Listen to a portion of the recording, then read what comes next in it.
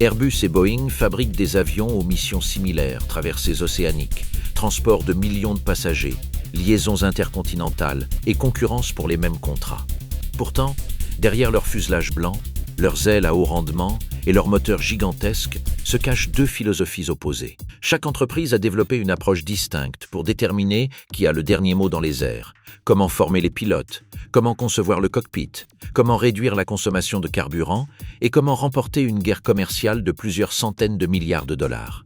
Pendant une grande partie du XXe siècle, Boeing a incarné la puissance industrielle des États-Unis. L'entreprise s'est développée dans un pays doté d'un marché intérieur gigantesque, de vastes étendues, de compagnies aériennes performantes et d'une industrie militaire qui a propulsé les progrès technologiques à un rythme extraordinaire. La Seconde Guerre mondiale a légué une immense infrastructure aéronautique, des usines entraînées à la production de masse, des ingénieurs habitués à résoudre des problèmes complexes et une culture où l'aviation faisait partie intégrante de la puissance stratégique nationale.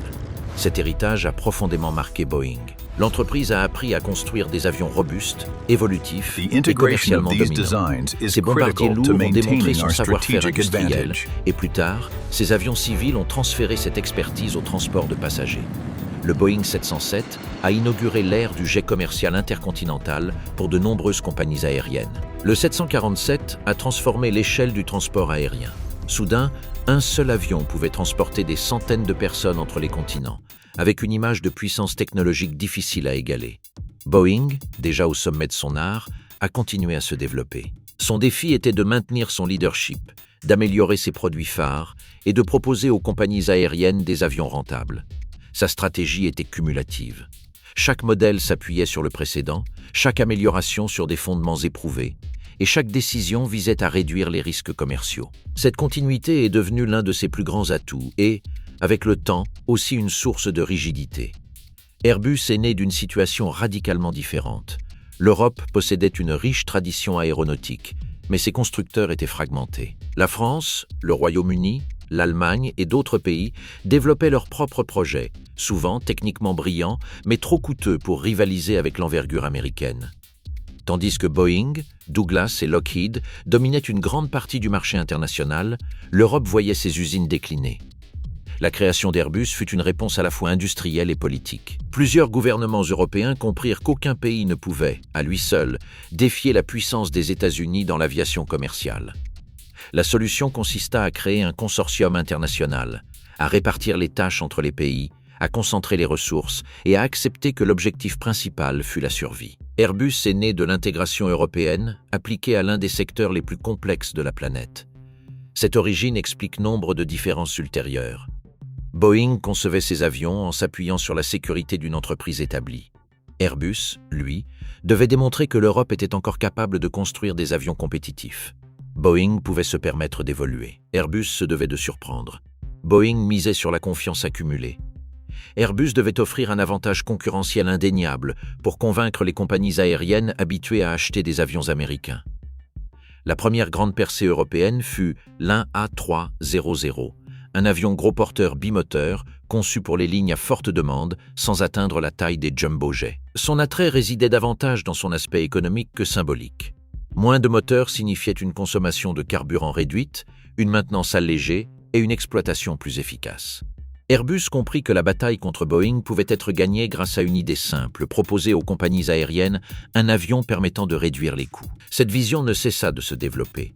Boeing était issu d'une culture où le pilote et la machine entretenaient une relation physique, directe, presque mécanique.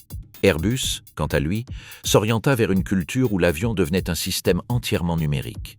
La différence ne résidait plus seulement dans la taille du fuselage ou l'autonomie. Elle se situait dans la question la plus fondamentale: lorsqu'un avion se trouve dans une situation critique, doit-il obéir au pilote sans restriction ou doit-il l'empêcher de le pousser au-delà de ses limites physiques? C'est là que la véritable séparation s'est opérée. Le cockpit d'un avion commercial révèle bien plus qu'un simple agencement d'instruments. Il est un gage de confiance. Il illustre le rôle du pilote, la puissance de l'automatisation et la manière dont chaque constructeur conçoit la relation entre l'homme et la machine. Pendant des décennies, Boeing a défendu une philosophie centrée sur l'autorité du pilote.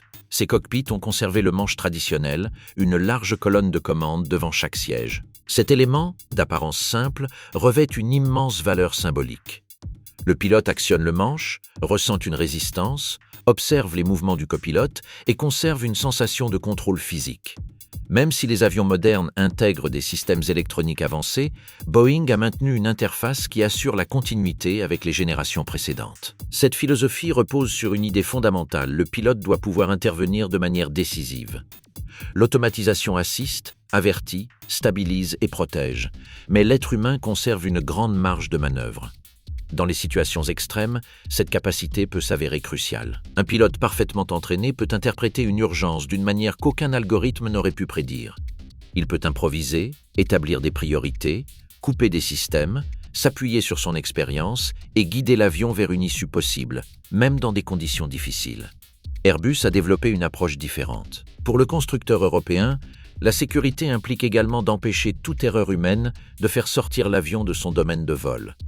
Le domaine de vol désigne l'ensemble des limites physiques à l'intérieur desquelles un avion peut évoluer en toute sécurité. Elle comprend la vitesse minimale, la vitesse maximale, l'angle d'attaque, les charges structurelles et d'autres paramètres essentiels.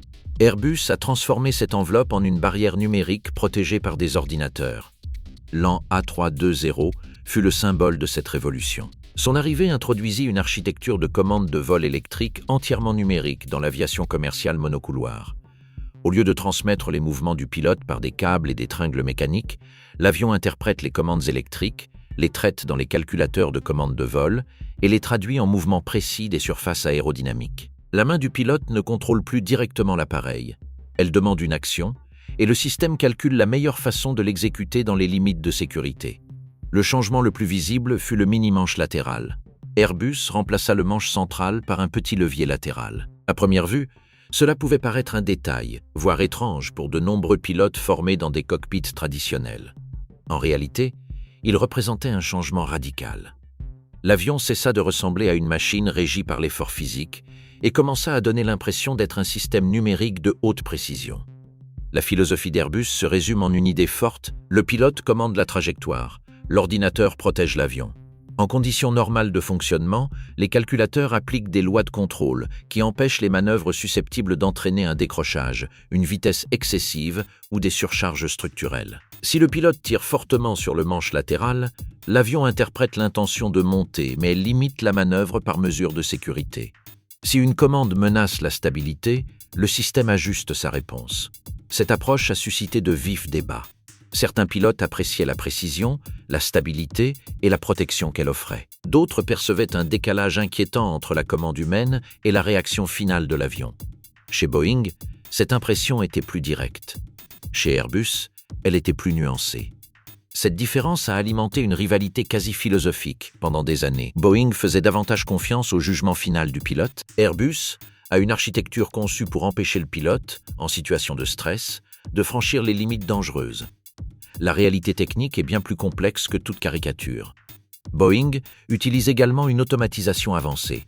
Airbus autorise aussi des déclassements de règles de vol, confiant ainsi une plus grande responsabilité manuelle au pilote. Aucun des deux constructeurs ne conçoit d'avion simple. Tous deux intègrent des systèmes redondants, de multiples capteurs, des procédures strictes et des certifications rigoureuses. La différence réside dans les priorités de conception. Boeing a traditionnellement privilégié une interface de contrôle plus familière et une autorité humaine plus visible. Airbus a normalisé une relation plus numérique entre le pilote et l'avion. Cette différence s'est également répercutée sur la formation. Chez Boeing, chaque modèle a conservé ses propres caractéristiques. Un pilote de 737, 777 ou 787 reconnaît une logique de constructeur commune, mais chaque type requiert une adaptation spécifique. Chez Airbus, l'accent a été mis sur la standardisation. Les familles A320, A330, A340, A350 et A380 partagent des principes de cockpit, des philosophies d'automatisation et des procédures facilitant la transition entre les modèles. Pour les compagnies aériennes, c'est un atout considérable. Un temps de formation réduit se traduit par une plus grande flexibilité opérationnelle, des coûts moindres et des équipages plus faciles à redéployer. Le cockpit est ainsi devenu un outil commercial. Airbus a misé sur l'efficacité des flottes et la réduction des coûts de formation. Boeing a misé sur la continuité, la familiarité et la confiance dans des plateformes éprouvées. Les deux propositions étaient pertinentes. Toutes deux répondaient à des besoins réels. Et toutes deux ont porté la rivalité à un niveau où l'ingénierie, l'économie et la psychologie des pilotes se sont trouvées inextricablement liées. La différence entre Airbus et Boeing est également flagrante dans les directions des compagnies aériennes. C'est là que se décide l'avenir de milliers de lignes, de millions de passagers et de contrats qui peuvent assurer la pérennité des usines pendant des décennies. L'achat d'un avion commercial prend en compte son prix, mais aussi sa consommation de carburant, sa maintenance, sa disponibilité, la formation des pilotes, sa valeur de revente, le support technique, le financement et sa compatibilité avec la flotte existante. Boeing a dominé ce secteur pendant des décennies grâce à un atout inestimable, la fiabilité commerciale. Ces avions avaient fait leurs preuves, ces chaînes de maintenance étaient mondiales, ces pièces détachées distribuées dans le monde entier et ces modèles cumulaient des millions d'heures de vol. Pour une compagnie aérienne, acheter un Boeing signifiait s'intégrer à un écosystème familier. Cette confiance constituait une barrière à l'entrée pour tout nouveau concurrent. Airbus a dû s'attaquer de front à cette barrière. Son premier défi, la perception. Nombre de compagnies aériennes considéraient le consortium européen comme une expérience politique, une alliance complexe entre pays aux intérêts divergents. Le constructeur devait démontrer sa capacité à fournir des avions fiables, à assurer un support technique mondial et à pérenniser les programmes pendant des décennies.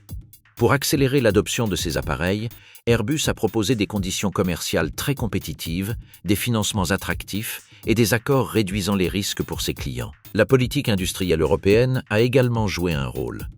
Airbus a bénéficié du soutien de l'État à différentes étapes de son développement, notamment par le biais de prêts remboursables et de montages financiers que les États-Unis ont critiqués pendant des années. Boeing, de son côté, a également profité de contrats militaires, de la recherche publique, d'incitations fiscales et d'une relation étroite avec l'industrie aérospatiale américaine.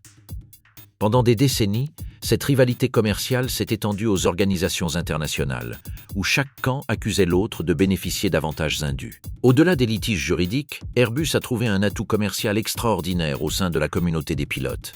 Une compagnie aérienne exploitant plusieurs modèles Airbus peut transférer ses pilotes d'une famille d'appareils à l'autre plus facilement que dans des flottes très hétérogènes. Ce détail modifie la rentabilité au quotidien. Dans l'aviation, chaque heure de formation, chaque simulateur, chaque qualification et chaque réservation d'équipage a un coût. Une conception qui simplifie ce réseau interne devient un avantage concurrentiel. Boeing a répliqué, en s'appuyant sur son propre atout, une base installée massive. Des milliers de pilotes étaient déjà formés sur des avions Boeing. Des milliers de techniciens connaissaient ces systèmes. De nombreuses compagnies aériennes disposaient de hangars, de pièces détachées et de procédures adaptées à ces modèles. Changer de constructeur impliquait des coûts cachés. C'est pourquoi le maintien de la production du 737 était si important. La famille 737 est devenue l'une des gammes d'avions les plus performantes de l'histoire, car elle a permis aux compagnies aériennes de renouveler leur flotte, sans perturber complètement leur écosystème opérationnel. Ce point met en lumière une différence cruciale. Airbus était prêt à introduire des ruptures technologiques pour gagner du terrain. Boeing, quant à lui, privilégiait l'extension de plateformes éprouvées afin de protéger ses clients des changements brusques. Airbus proposait un saut vers une logique numérique commune. Boeing, lui, proposait une évolution sur une base connue. Les deux stratégies présentaient des avantages. La première pouvait accélérer la modernisation. La seconde pouvait réduire les risques liés à l'adoption. La bataille s'est intensifiée sur le segment des monocouloirs, le marché le plus important au monde. Des appareils comme l'Airbus A320 et le Boeing 737 desservent des milliers de liaisons courts et moyens courriers. Ils sont au cœur des compagnies aériennes traditionnelles, des transporteurs à bas prix et des réseaux régionaux. Celui qui domine ce segment contrôle une part décisive de l'avenir de l'aviation commerciale. Airbus a réussi à consolider la famille A320 comme une alternative extrêmement attractive.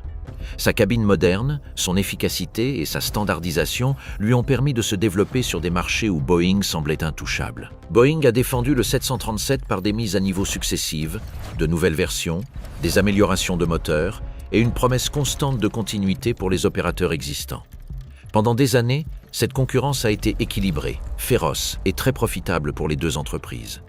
Mais la pression concurrentielle a aussi engendré des incitations dangereuses. Lorsque chaque point de pourcentage de consommation compte, lorsque chaque mois de retard peut faire gagner des contrats à la concurrence, et lorsque chaque programme coûte des dizaines de milliards de dollars, les entreprises sont confrontées à une tentation constante, celle de prolonger indéfiniment d'anciens modèles, d'accélérer les certifications, de promettre une formation minimale et de présenter les mises à jour comme de simples modifications. Dans ce contexte, la rivalité entre Airbus et Boeing a cessé d'être une compétition amicale entre ingénieurs. Elle est devenue une épreuve extrême pour la culture d'entreprise. Au début du XXIe siècle, Airbus et Boeing ont fait des paris opposés sur l'avenir du transport aérien. Cette divergence a donné naissance à deux avions emblématiques, l'Airbus A380 et le Boeing 787 Dreamliner. Airbus envisageait un avenir dominé par de grands hubs. Selon cette vision, le trafic aérien continuerait de se concentrer dans des aéroports gigantesques comme Londres, Heathrow, Paris-Charles de Gaulle, Francfort, Dubaï, Singapour et Los Angeles. La congestion augmenterait, les créneaux horaires deviendraient toujours plus précieux et les compagnies aériennes devraient transporter un maximum de passagers à chaque décollage et atterrissage. La solution logique était un immense avion à 2 étages, capable de transporter un nombre extraordinaire de passagers entre les principaux nœuds internationaux.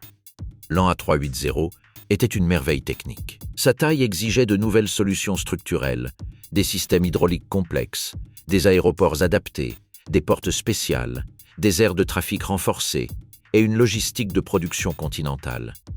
Des composants géants étaient acheminés de différents pays européens jusqu'à Toulouse, où l'avion final était assemblé. Le programme reflétait le rêve européen de surpasser Boeing sur le terrain symbolique où le 747 dominait depuis des décennies celui de l'avion le plus grand, le plus imposant et le plus reconnaissable au monde.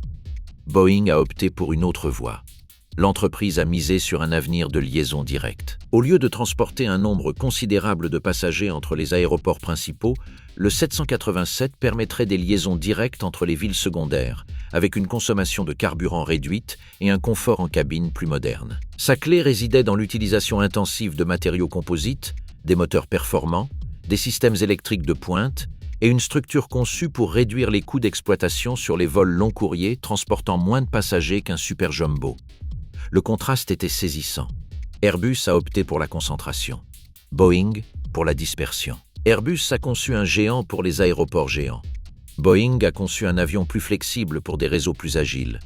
Airbus envisageait l'avenir comme un réseau de hubs majeurs. Boeing comme un réseau de liaisons directes. Le marché a finalement privilégié la flexibilité. Le A380 a très bien fonctionné pour certains opérateurs, notamment Emirates, qui a bâti une partie de son modèle autour de Dubaï, un hub mondial majeur. Cependant, de nombreuses compagnies aériennes ont eu du mal à rentabiliser un avion aussi imposant toute l'année. 4 moteurs impliquaient une plus grande complexité et des coûts plus élevés à une époque qui privilégiait l'efficacité des avions long courrier bimoteurs. L'appareil offrait une expérience passager spectaculaire et une image de marque forte, mais sa rentabilité dépendait de conditions très spécifiques. Le 787 a également rencontré de sérieux problèmes de développement. Boeing a subi des retards, des dépassements de coûts, des difficultés de production et des défaillances initiales liées aux batteries. Malgré tout, l'idée centrale du programme était en phase avec l'évolution du marché. Les compagnies aériennes recherchaient des avions performants, capables d'ouvrir des lignes directes avec moins de risques. Un avion de capacité inférieure à celle d'un A380, mais doté d'une grande autonomie et d'une consommation de carburant relativement faible, leur a permis de tester de nouvelles routes, sans dépendre d'une demande massive. L'histoire de l'A380 et du 787 révèle une profonde différence entre Airbus et Boeing, mais aussi une ironie. Airbus, l'entreprise associée à l'efficacité numérique et à la précision opérationnelle, a opté à l'époque pour une machine monumentale. Boeing, l'entreprise de la tradition et de la continuité, a opté pour une structure radicale en matériaux composites et un réseau aérien plus flexible. Cette rivalité n'a jamais été une simple opposition entre conservateurs et innovateurs. Chaque entreprise a fait preuve d'audace et de prudence à différentes époques. L'échec commercial de l'A380 a été une dure leçon pour Airbus. Un avion peut être techniquement brillant, mais économiquement limité. L'ingénierie peut résoudre le problème du vol d'un géant, mais c'est le marché qui décide si ce géant s'intègre au réseau réel des compagnies aériennes, des aéroports et des passagers. Boeing a remporté ce pari stratégique avec le 787, au prix d'une complexité industrielle élevée. De son côté, Airbus a pris une revanche plus discrète avec l'A350, un biréacteur long courrier efficient, lui aussi construit en matériaux composites. l'an A350, a démontré qu'Airbus pouvait être compétitif dans la nouvelle ère des gros porteurs modernes sans s'appuyer sur la taille démesurée de l'an A380. Boeing a conservé le 787 et préparé le 777X pour succéder à son fleuron historique des longs courriers. La bataille restait ouverte, mais le marché avait désormais une orientation claire, l'efficacité, la flexibilité et la réduction des risques opérationnels. Cependant, l'écart entre Airbus et Boeing a atteint son point critique avec le 737 MAX. Cet épisode a résumé des décennies de pression concurrentielle, de continuité des plateformes, de promesses de bas coûts aux compagnies aériennes et de tensions internes chez Boeing. L'origine commerciale était évidente. Airbus a lancé l'an A320, Neo, une version plus efficiente de sa famille A320, dotée de nouveaux moteurs et d'améliorations aérodynamiques. Les compagnies aériennes ont réagi fermement, car le carburant représente l'un des principaux postes de dépenses. Une économie, même minime, sur des milliers de vols par an, peut se traduire par des millions de dollars. Boeing se devait de réagir rapidement pour protéger ses clients et éviter un exode massif vers Airbus. L'option la plus simple aurait été de développer un avion entièrement nouveau. Cette décision aurait nécessité de nombreuses années, un investissement colossal et un risque commercial énorme. Boeing a donc choisi de moderniser à nouveau le 737. Le résultat fut le 737 MAX, équipé de moteurs plus gros et plus efficaces. Mais le 737 est une plateforme ancienne, conçue à une époque où les moteurs étaient plus petits et l'avion relativement bas. L'intégration de moteurs modernes à cette architecture a nécessité des ajustements de position et de conception. Ces modifications ont altéré certaines caractéristiques de pilotage dans des conditions spécifiques. Afin de conserver des sensations de pilotage compatibles avec les versions précédentes et de faciliter la certification en tant qu'évolution du 737, Boeing a intégré le MSCAS Maneuvering Characteristics Augmentation System. Sa fonction était de déplacer le stabilisateur horizontal pour aider à abaisser le nez dans certains scénarios à fort angle d'attaque. Le problème résidait dans la combinaison de la conception, de la certification, de l'information et de la formation. Le système reposait initialement sur des données sujettes à des erreurs de lecture des capteurs. Son existence et son fonctionnement n'étaient pas suffisamment intégrés à la conscience opérationnelle de nombreux pilotes. Suite au crash des vols Lion Air 610 en 2018 et Ethiopian Airlines 302 en 2019, le monde a découvert qu'une solution conçue pour préserver la continuité avait créé une crise de confiance sans précédent pour Boeing. L'impact fut considérable. La flotte de 737 MAX fut immobilisée au sol dans le monde entier. Les autorités de réglementation internationale examinèrent les procédures, les logiciels, la formation et la certification. Boeing dut faire face à des enquêtes, des poursuites judiciaires, des coûts colossaux et une atteinte profonde à sa réputation. L'entreprise qui, pendant des décennies, avait symbolisé une ingénierie robuste et une domination industrielle, se retrouva associée à une question embarrassante. Dans quelle mesure les pressions commerciales avaient-elles supplanté l'autorité technique? Cet épisode est souvent présenté comme une victoire morale pour Airbus, mais une interprétation plus juste est tout autre. Le 737 MAX a révélé les risques d'une culture qui s'appuie trop sur la continuité lorsque l'environnement technique exige une rupture majeure. Boeing a tenté de préserver la familiarité du 737 et d'éviter les coûts de formation pour les compagnies aériennes. Cette stratégie avait fonctionné pendant des décennies. Avec le MAX, elle a atteint ses limites. Airbus a également été confronté à des accidents, des défaillances, des décisions controversées et des programmes problématiques. L'aviation commerciale est un secteur où chaque constructeur vit avec des risques extrêmes. Cependant, l'affaire du MAX a touché Boeing au cœur même de son identité, car elle a remis en cause précisément ce que l'entreprise avait promis pendant des années, une évolution sûre, familière et maîtrisée. Le paradoxe était profond. Boeing avait bâti une partie de sa réputation sur l'autorité des pilotes et sa résistance à une automatisation trop intrusive. Le MAX s'est retrouvé piégé dans une crise provoquée par un système automatisé dont la logique et la portée n'avaient pas été suffisamment communiquées. Airbus, longtemps critiqué pour avoir interposé des ordinateurs entre le pilote et l'appareil, s'est positionné comme une entreprise dont l'automatisation était plus profondément intégrée à une philosophie explicite et rigoureusement développée. Cette affaire a transformé les relations entre les constructeurs, les autorités de réglementation et les compagnies aériennes. Elle a également renforcé l'idée que la sécurité moderne repose autant sur l'ingénierie que sur la transparence. Un système peut fonctionner techniquement, mais il doit être compris par ceux qui devront composer avec lui en cas d'urgence. Sur un avion commercial, logiciel, formation, documentation et culture d'entreprise font tous partie intégrante du même système de sécurité. Aujourd'hui, Airbus et Boeing demeurent deux géants incontournables. Le monde a besoin des deux. Les compagnies aériennes comptent sur ces deux principaux fournisseurs pour éviter une concentration encore plus grande. Aéroports, chaînes d'approvisionnement, sociétés de leasing, motoristes et autorités de réglementation évoluent tous dans un équilibre délicat où chaque décision de l'un a des répercussions sur les autres. Airbus aborde cette nouvelle étape avec une position très forte sur le marché des monocouloirs. La famille A320 Neo reste très demandée et l'an A321 Neo, notamment dans ses versions long courrier, a ouvert des liaisons qui nécessitaient auparavant des appareils plus gros. Ce modèle est devenu un atout stratégique pour les compagnies aériennes recherchant des vols transcontinentaux ou transatlantiques à capacité réduite et à rentabilité accrue. Airbus a réussi à transformer un monocouloir en une plateforme capable de concurrencer même les segments traditionnellement desservis par des gros porteurs plus petits. Boeing conserve des atouts essentiels. Le 787 demeure un pilier de l'aviation long courrier moderne. Le 777 maintient une présence significative sur les lignes à forte capacité et le futur 777X vise à consolider cette position avec une efficacité accrue. Le 737 MAX, après des modifications, des examens réglementaires et sa remise en service, continue d'enregistrer des commandes, car de nombreuses compagnies aériennes disposent déjà d'écosystèmes Boeing et ont besoin d'avions monocouloirs performants. La demande mondiale d'avions est si importante que même une entreprise durement touchée par de profondes crises conserve un rôle central. La différence réside dans la perception. Airbus projette une image de stabilité commerciale et un avantage concurrentiel grâce à ses monocouloirs. Boeing, quant à lui, projette une image de reprise, de vigilance réglementaire et de reconstruction culturelle. Cette perception est cruciale dans un secteur où les contrats sont signés pour 20 ou 30 ans. Une compagnie aérienne achète des avions, mais elle achète aussi une garantie pour l'avenir: pièces détachées, livraison, assistance, mise à niveau, valeur résiduelle et crédibilité auprès du public. La chaîne d'approvisionnement ajoute une dimension supplémentaire.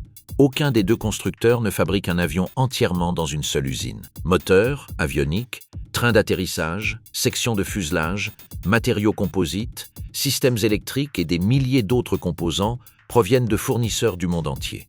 Un retard dans la livraison d'une seule pièce peut bloquer les livraisons. Un problème de qualité chez un fournisseur peut affecter des programmes entiers. Airbus et Boeing sont concurrents, mais tous deux dépendent d'un réseau industriel vulnérable et distribué, soumis à une pression énorme. La transition environnementale les pousse également dans la même direction. Les compagnies aériennes ont besoin d'avions consommant moins de carburant, générant moins d'émissions par passager et compatibles avec des carburants durables. Airbus explore les concepts de l'hydrogène et les architectures futures. Boeing investit dans l'efficacité, les carburants durables et les améliorations progressives.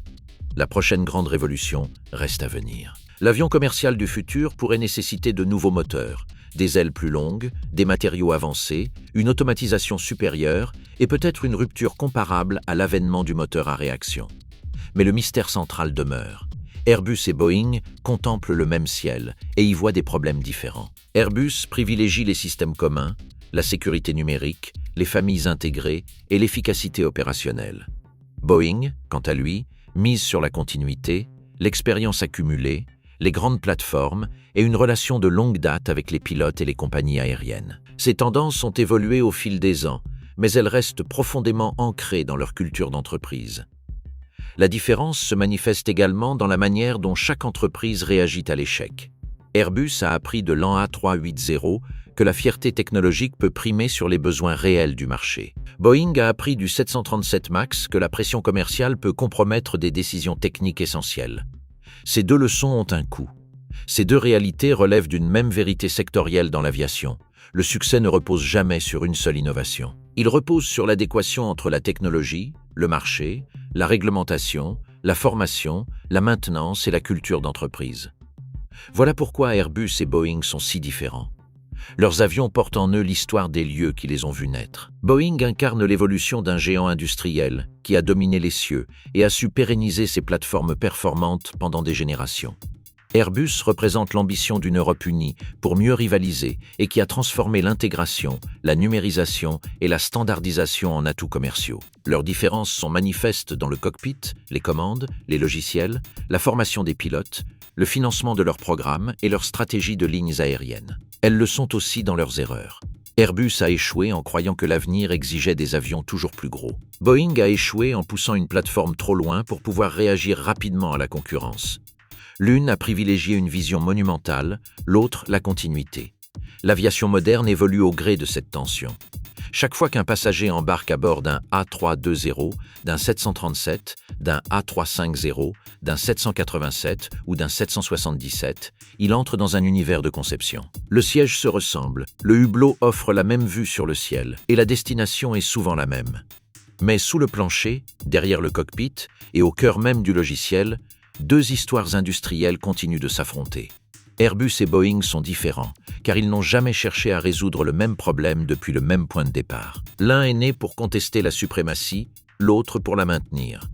L'un a bâti son identité autour de systèmes numériques communs, l'autre autour de la continuité, de l'échelle et de la tradition du pilotage. Et bien que leurs avions se ressemblent de plus en plus sous l'effet des contraintes physiques, du carburant et de la réglementation, la rivalité persiste car, au fond, les deux constructeurs incarnent deux réponses opposées à une même question: comment le monde devrait-il voler ?